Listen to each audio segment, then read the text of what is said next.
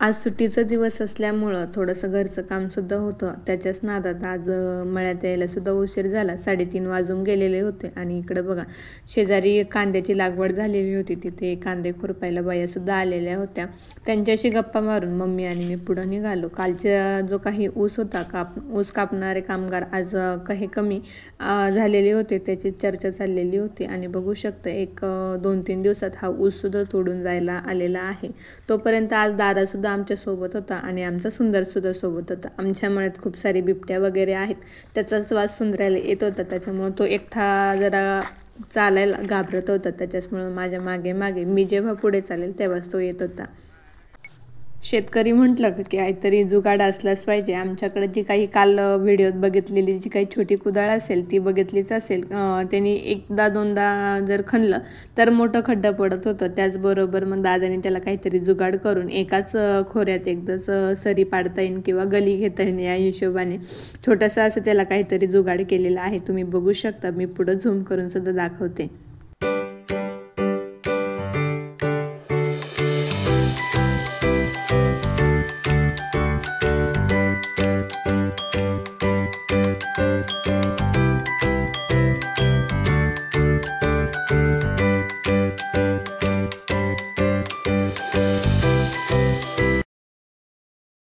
काल घरी निघताना जेव्हा जे काही उरलेले कांदे होते ते एका सरीच्या शेवट नेऊन टाकलेले होते, जेणेकरून कोणाची नजर वगैरे पोचू नये म्हणून.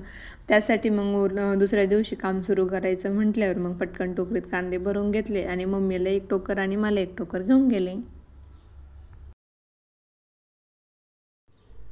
हे जे काही कांदे आहेत त्याचे शेंडे वगैरे आदल्या दिवशी मम्मीने आणि मी सोबत घरून कापून आणलेले होते, जेणेकरून मळ्यात काम थोडंसं लवकर होतं आणि वेळ कमी लागतो.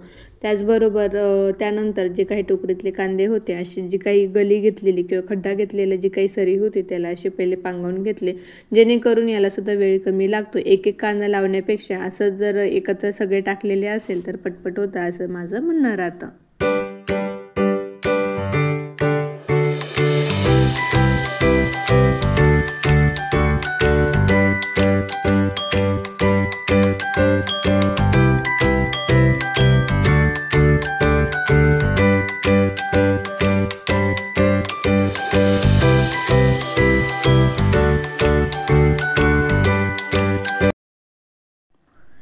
ही जी काही गली आहे त्याच्यात अशी सिक्वेन्स वाईज कांदे ठेवून घेतले आणि त्याच्यानंतर माती ओतून घेतली की ते आपल्याला लागणारा जो काही वेळ असतो त्याच्यापेक्षा निम्माच वेळ.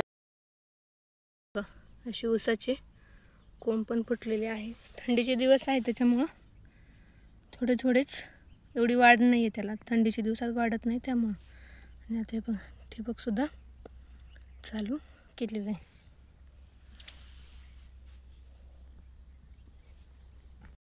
आम्ही हे जिथे कांदे लावतोय म्हणजे गोट लावतो आहे तिथं ऑलरेडी लागण लावलेली आहे आणि लागण म्हणजे ऊस लागवड झालेली आहे आणि तिथं ठिबकची सोय आहे.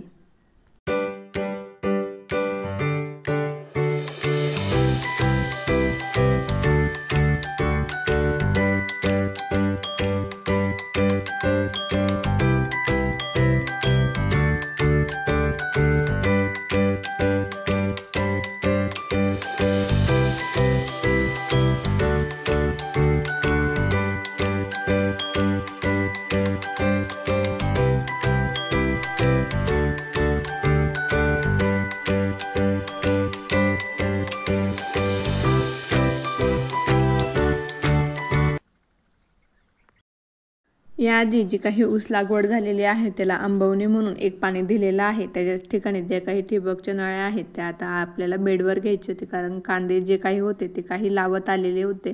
एखादी अर्धी सरी राहिलेली होती. त्याआधीच आपल्याला जे काही नळ्या आहेत त्या बेडवर घ्यायच्या होत्या. त्याच मी आणि दादा सोबत. खूप दिवसानंतर काल आणि आज खरं तर मला मळ्यात चक्कर झालेला आहे. त्याच्यामुळं गावाकडे किंवा शहरात असा जो काही सूर्य असतो जो मावळण्याच्या वेळेस प्रत्येक जो काही क्षण असतो तो काही प्रत्येक वेळेस दिसत नाही. मळ्यात आल्यापासून मला तो रोज बघायला सुद्धा मिळतो आहे. हे 2 दिवस मी खूप सुंदर असं जो काही सूर्यदर्शन आहे ते करत होते आणि संध्याकाळपर्यंत मावळेपर्यंत ज्याचा काही तो काही रंग बदलतोय ते बघणं सुद्धा खूप मनाला मोहून टाकणारं असतं.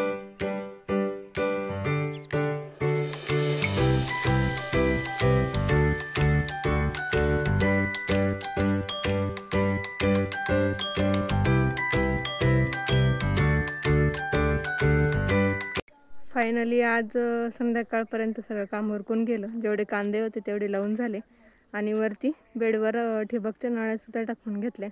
मग त्याला रात्रभर आता पाणी पोचन. सूर्य पूर्ण मावळून गेले, 6 वाजत आले. फायनली चला मम्मीने त्या निघाल्या. मला छान असं गिफ्ट सुद्धा भेटलं हे बघा. चलो